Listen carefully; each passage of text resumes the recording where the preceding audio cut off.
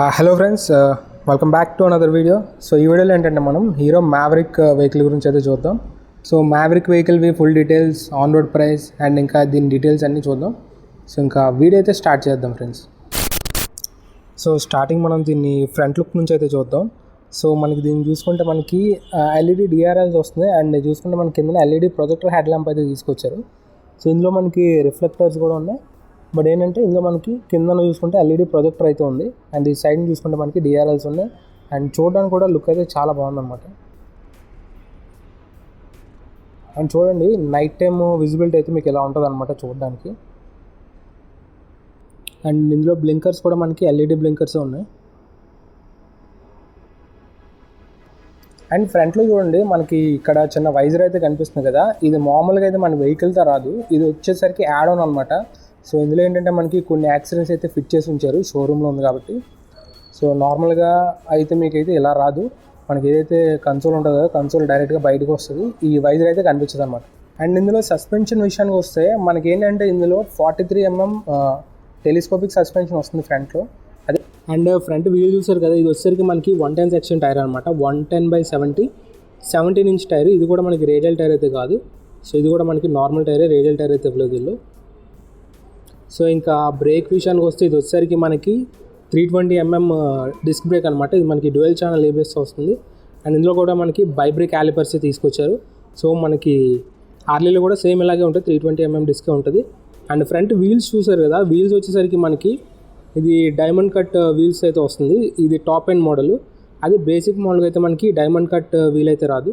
So నార్మల్గా ప్లెయిన్గా అయితే వస్తుంది. ఇది మీకు టాప్ ఎండ్ కాబట్టి డైమండ్ కట్ వీల్ అయితే వస్తుంది. మీరు ఈ సైడ్న ఈ గార్డ్స్ కానీ లేదంటే ఈ ఫాగ్ ల్యాంప్స్ కానీ చూస్తున్నారు కదా, ఇవి మనకి బండితో రావు. నార్మల్గా అయితే మీకు ఇవేవి రావన్నమాట, ఇవి మనం అడిషనల్గా ఫిట్ చేయించుకోవాలి. సో ఇదేంటంటే మనకి డైరెక్ట్గా బండితో అయితే రావు, అడిషనల్గా ఫిట్ చేశారు. ఈ ఫ్రేమ్ అండ్ ఈ ఫాగ్ ల్యాంప్ కూడా మనకి అడిషనల్ ఫిట్ చేయించుకోవాలి, డైరెక్ట్గా బండితో అయితే రావన్నమాట. అండ్ ఇంక ఇంజన్ విషయానికి వస్తే, సో ఇందులో వీళ్ళు ఎక్కువగా హైలైట్ చేస్తుంది ఏంటంటే ఇంజన్. సో ఎందుకంటే ఇది మనం చూసుకుంటే టార్క్ ఎక్స్ ఇంజన్ అయితే వస్తుంది. టార్క్ ఎక్స్ ఏంటంటే మనకి టార్క్ అనేది ఎక్కువ ఉంటుంది అనమాట ఇంజన్లో.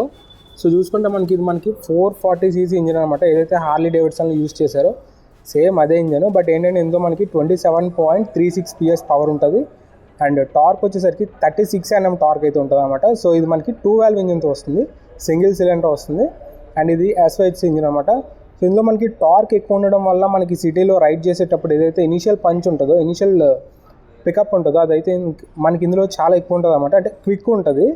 రెగ్యులర్ మనకి 4 valve ఇంజిన్స్తో కంపేర్ చేస్తే 2 valve ఇంజిన్స్తో మనకి అదే, సో మనకి అదే అడ్వాంటేజ్ అనమాట 2 valve ఇంజిన్స్కి 4 valve ఇంజిన్స్తో కంపేర్ చేస్తే. ఎందుకంటే మనకి వీటిలో టార్క్ అనేది ఎక్కువ ఉంటుంది కాబట్టి మనకి సిటీలో డ్రైవ్ చేసినప్పుడు చాలా క్విక్గా ఉంటాయి 4 valve ఇంజిన్స్తో కంపేర్ చేస్తే. సో అందుకనే దీనికి ఏంటంటే మనకి టార్క్ ఎక్స్ ఇంజిన్ అని చెప్పేసి బ్యాడ్జింగ్ అయితే ఇక్కడ చూడొచ్చు మనం. అండ్ ఇక్కడ ఫ్రంట్లో చూసుకుంటే మనకి పక్కన ఇంజిన్ పక్కన మనం అయితే ఇక్కడ స్టౌట్స్ అయితే చూడొచ్చు అండ్ దీనిపైన మనకి హీరో బ్యాడ్జింగ్ అయితే కనిపిస్తుంది. అండ్ ఇక్కడ మనం చూసుకుంటే ట్యాంక్ వచ్చేసరికి మనకి ఇది టోటల్గా మెటల్ కేసింగ్ అనమాట. మీరు ఇక్కడ చూస్తున్నారు కదా, సో మ్యావరిక్ 440 అని చెప్పేసి ఉంది. సో ఇది చూస్తుంటే నాకు కొంచెం ఆర్మీ టైప్ ఆఫ్ లుక్లో ఉందన్నమాట, కొంచెం రగ్గడ్గా అయితే కనిపిస్తుంది.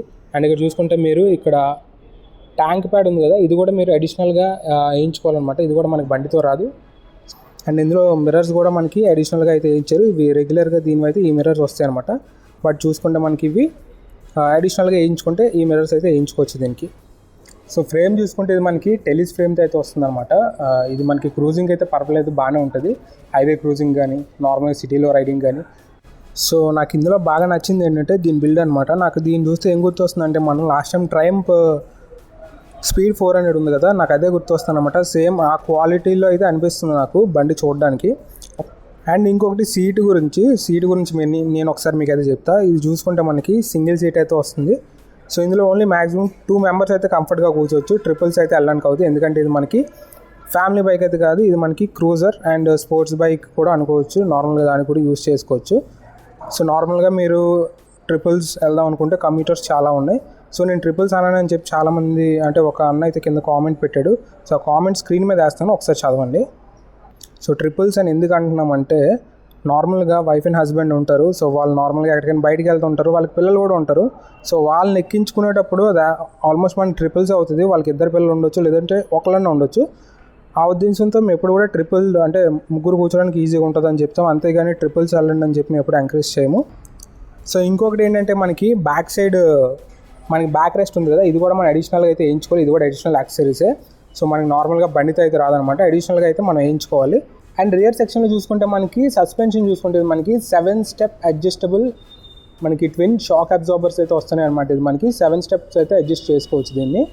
సో ఇందులో మనకి మోనో షాక్ అయితే లేదు, ట్విన్ షాక్ అబ్జార్బర్స్ ఇచ్చారు, సేమ్ లైక్ ఇట్స్ కజిన్.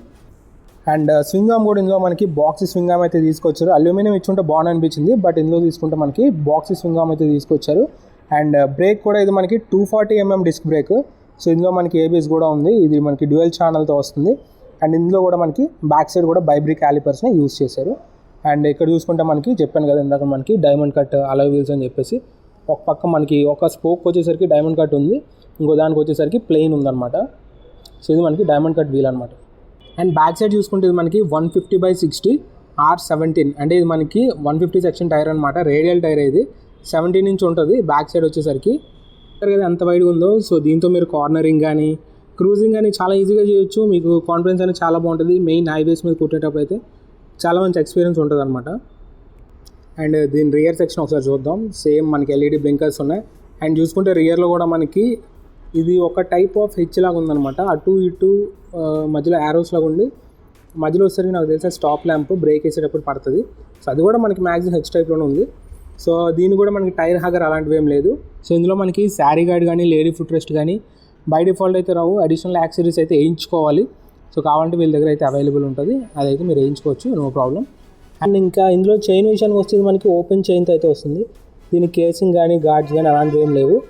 నార్మల్గా మీరు ఎవ్రీ 500 కిలోమీటర్స్ కానీ 1000 కిలోమీటర్స్ కానీ లూపింగ్ కానీ క్లీనింగ్ కానీ చేయించుకోవాలి. లేదంటే మీకు చైన్ స్టక్ అయిపోయే ఛాన్సెస్ చాలా ఎక్కువ ఉంటాయి.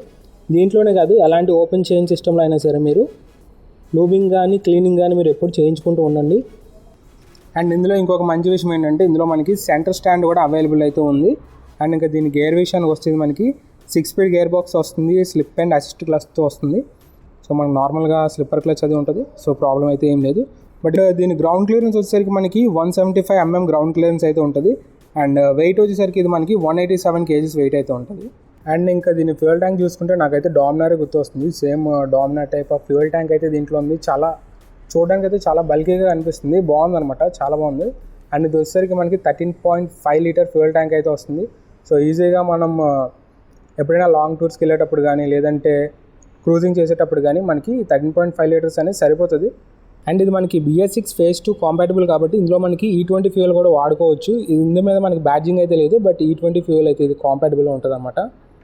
సో దీనికి E20 బ్యాడ్జింగ్ అయితే ఇక్కడ ఇచ్చారు, నేను చూడలేదు. సో ఇక్కడైతే E20 బ్యాడ్జింగ్ అయితే ఉంది. సో ఇది E20 కాంపాటబుల్ అని చెప్పాను కదా, E20 ఫ్యూయల్ మీరు ఈజీగా వాడుకోవచ్చు. అండ్ ఇక్కడ చూసుకుంటే మనకి USB Type-A సాకెట్ అయితే ఉంది. సో ఇక్కడ నుంచి మీరు మొబైల్స్ వాటిని ఛార్జింగ్ అయితే పెట్టుకోవచ్చు. అండ్ ఇంకా దీంట్లో హ్యాండిల్ బార్ చూసుకుంటే చాలా వైడ్ ఉందన్నమాట. మనం నార్మల్గా టూరింగ్కి కానీ ఎప్పుడైనా లాంగ్ టూర్స్కి వెళ్ళేటప్పుడు కూడా మనకి హ్యాండ్స్ అయితే ఎక్కువ పెయిన్స్ రావు. ఇది హ్యాండిల్ బార్ అయితే చాలా వైడ్ ఉంది. సో చూస్తున్నారు కదా, హ్యాండిల్ బార్ అయితే చాలా వైడ్ ఉంది. సో ఒకసారి మామూలుగా దీని switch gear and digital console ఎలా ఉందో ఒకసారి చూద్దాము.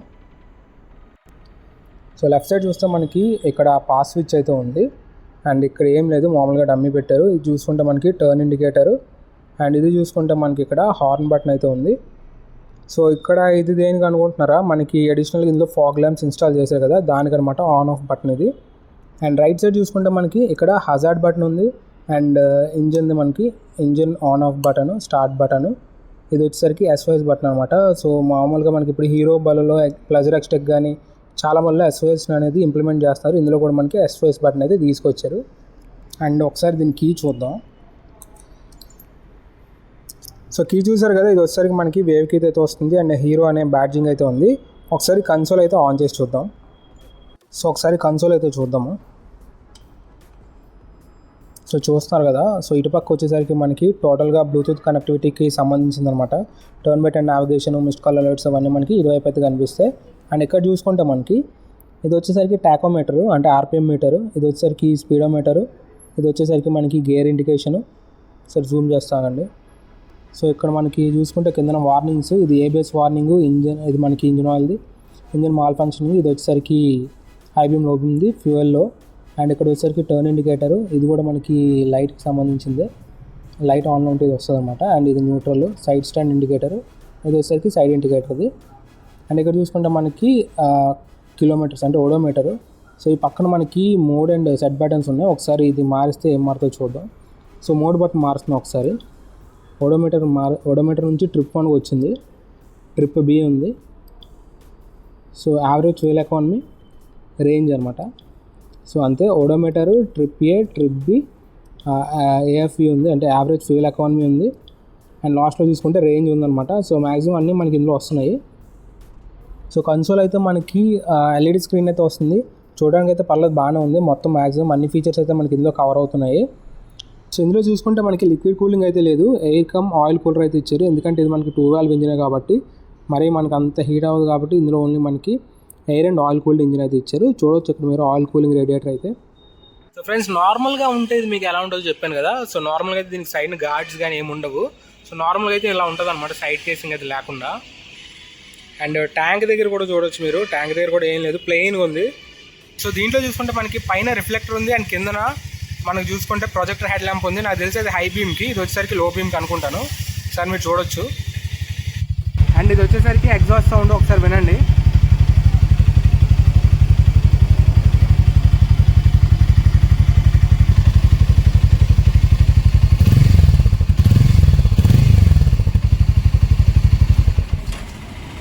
సో ఫ్రెండ్స్, చూసారు కదా దీని ఫుల్ డీటెయిల్స్ అయితే. అండ్ ఇంకా దీని మైలేజ్ విషయానికి వస్తే నాకు తెలిసి యావరేజ్గా ఒక 30 దాకా అనుకోవచ్చు. మనకి 25 నుంచి 30 దాకా వస్తుంది, ఎందుకంటే ఇది మనకి 440 ఇంజిన్ కాబట్టి. అండ్ ఇంకా దీని ప్రైస్ విషయానికి వస్తే ఇది మనకి టాప్ ఎండ్ అనమాట. సో ఇది చూస్తున్నారు కదా, ఈ బ్లాక్ కలర్స్ అనేవి మనకు ఓన్లీ టాప్ ఎండ్లోనే అవైలబుల్ ఉంటాయి. అండ్ ఇంకా మిగతావి ఏంటంటే మీకు ఒకసారి స్క్రీన్ పైన వేస్తాను చూడండి, అంటే ఏ వర్షన్కి ఏమేమి ఉంటాయని చెప్పేసి స్క్రీన్ పైన వేస్తే డిఫరెన్స్ ఏంటనేది ఒకసారి అక్కడ మీరు చూడొచ్చు.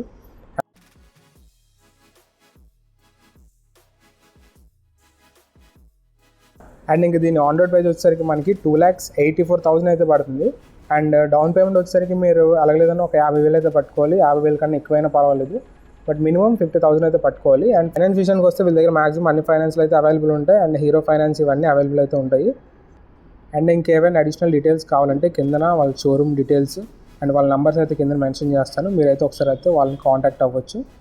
సో వీడియో అయితే మీకు నచ్చింది అనుకుంటున్నాను. సో వీడియో నచ్చితే ఖచ్చితంగా లైక్ చేయండి. అండ్ మీ ఫ్రెండ్స్ ఎవరైనా ఉంటే వాళ్ళకి హెల్ప్ అవుతుంది కదా, సో వాళ్ళకైతే షేర్ చేయండి.